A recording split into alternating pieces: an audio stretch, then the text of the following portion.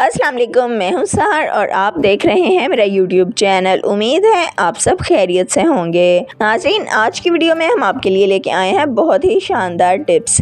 करेलों की कड़वाहट ख़त्म करने के लिए, अरवी की लेस ख़त्म करने, मज़ेदार अरवी पकाने, अरवी के फ़वाइद, मज़ेदार और निखरे निखरे चावल पकाने के लिए चीनी का इस्तेमाल और ऐसी मज़ीद कई टिप्स के लिए वीडियो को आखिर तक ज़रूर देखिएगा। लेकिन अगर अभी तक आपने चैनल को सब्सक्राइब नहीं किया तो चैनल को फ़ौरन सब्सक्राइब कर लें और बेल आइकन को दबा दें।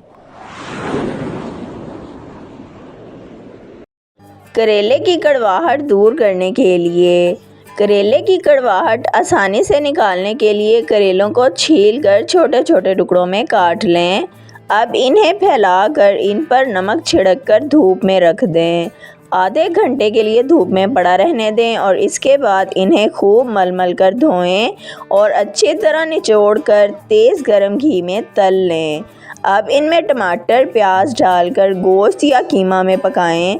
करेलों में कड़वाहट बिल्कुल नहीं होगी।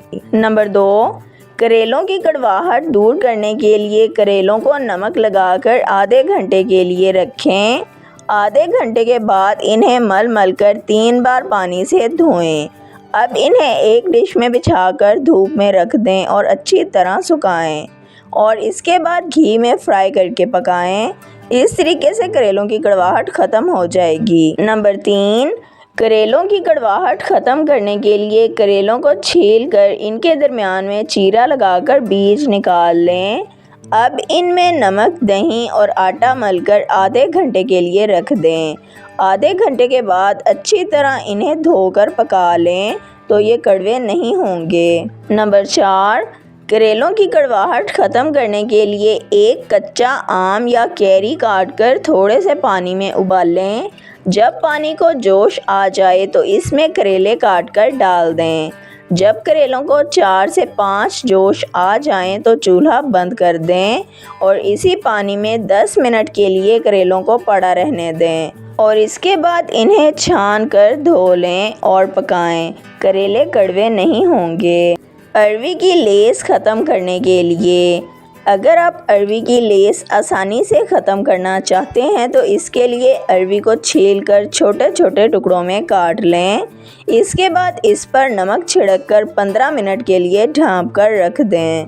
15 मिनट के बाद इसे अच्छी तरह मसल कर धोएं और पकाएं।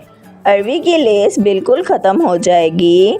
नंबर 2, अरवी की लेस को आसानी से ख़त्म करने के लिए अरवी को छीलकर छोटे छोटे टुकड़ों में काट लें। इसके बाद इस पर आटा मलकर आधे घंटे के लिए छोड़ दें।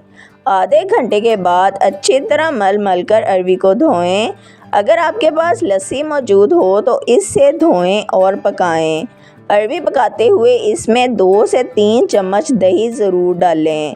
अरवी की लेस भी ख़त्म हो जाएगी और इसका जायका भी बहुत अच्छा बनेगा। अरवी के फ़ायदे, अरवी भूख बढ़ाती है। इसे खुश्क खांसी में इस्तेमाल करने से बलगम पतला होकर बाहर निकलने लगता है।